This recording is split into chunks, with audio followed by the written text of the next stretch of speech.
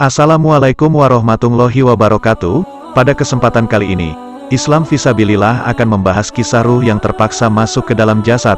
Tanpa berlama-lama kita langsung saja ke kisahnya.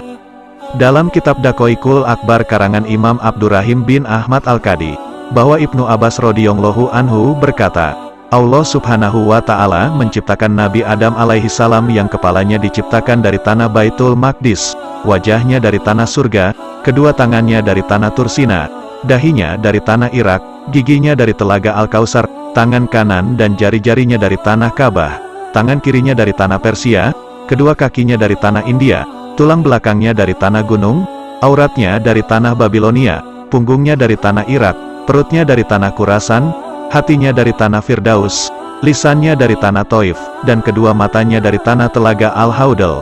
Dinukil dari kitab Syekh Muhammad bin Ahmad bin Ilyas, yang diterjemahkan oleh Abdul Halim, dalam buku yang berjudul Kisah Penciptaan dan Tokoh-Tokoh Sepanjang Zaman. Ibnu Abbas radhiyallahu anhu mengatakan, bahwa setelah Nabi Adam alaihi salam berbentuk tanah kering seperti tembikar, maka iblis yang terkutuk datang kepadanya. Dengan tangannya dia memukul perut Adam, dan tempat terkena pukulannya menjadi pusar.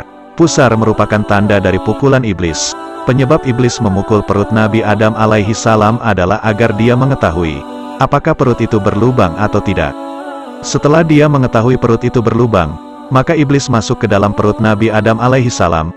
Kemudian dia melihat ke semua anggota badannya, lahir dan batinnya, dan semua uratnya, kecuali hatinya. Sebab tidak ada satupun yang bisa mengetahui kecuali Allah subhanahu wa ta'ala, karena iblis yang terkutuk masuk ke dalam sekujur tubuh Nabi Adam alaihi salam, maka dikatakan bahwa sesungguhnya setan mengalir dalam aliran darah.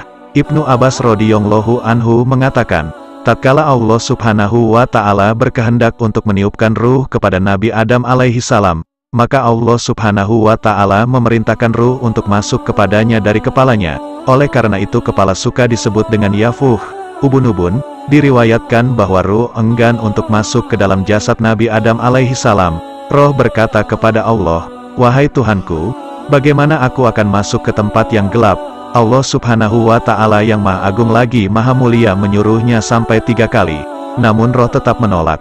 Namun akhirnya ruh mau masuk ke dalam jasad Nabi Adam alaihi salam dengan terpaksa. Kemudian Allah subhanahu wa ta'ala berfirman kepada roh, seandainya engkau masuk dengan penuh suka hati, tentu engkau akan keluar dengan suka hati pula. Akan tetapi telah ada dalam ilmuku sejak dahulu azali, engkau akan masuk dengan terpaksa dan akan keluar dengan terpaksa. Setelah ruh masuk ke dalam otak Nabi Adam alaihi salam, di sana ia berputar-putar selama 100 tahun. Kemudian ia turun pada kedua mata Nabi Adam alaihi salam, dan akibatnya kedua matanya bisa melihat. Nabi Adam alaihi salam bisa melihat jasadnya yang berbentuk tanah kering seperti tembikar. Lalu ruh turun kedua lubang hidung Nabi Adam alaihi salam, dan akibatnya Nabi Adam alaihi salam bisa menghirup udara lalu ia bernapas dan bersin. Berikutnya ruh turun ke bibir dan lisan Nabi Adam alaihi salam, dan Allah memberi ilham kepadanya untuk memujinya. Nabi Adam alaihi salam berkata alhamdulillahirobbil alamin. Segala puji bagi Allah Tuhan semesta alam. Kemudian Allah subhanahu wa ta'ala menjawab kepadanya, Yarhamuka Robbuka ya Adam, semoga Tuhanmu mencurahkan rahmat kepadamu wahai Adam.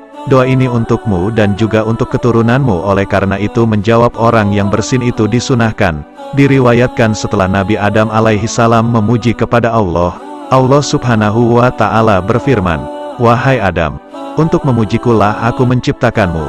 Berikutnya ruh turun ke dada Nabi Adam alaihi salam, lalu ke tulang rusuknya dan ke perutnya. Sehingga Nabi Adam alaihi salam bisa melihat ruh ketika ruh itu beralih. Ketika ruh pindah ke satu anggota badan, maka anggota badan itu berubah menjadi daging, tulang, dan darah. Setelah roh sampai ke tumit Nabi Adam alaihi salam, Nabi Adam alaihi salam pun tergesa-gesa untuk berdiri tetapi dia tidak kuat melakukannya. Ketika ruh telah menyusupi jasad yang tersisa, Nabi Adam alaihi salam kemudian berdiri dan bergerak. Maka sempurnalah penciptaan Nabi Adam alaihi salam dengan seizin zat yang bisa menghidupkan dan mematikan. Wallahu a'lam bishawab. Alhamdulillah saudara seiman. Semoga kisah ini dapat menambah ilmu dan menambah ketakwaan kita kepada Allah subhanahu wa ta'ala. Assalamualaikum warahmatullahi wabarakatuh.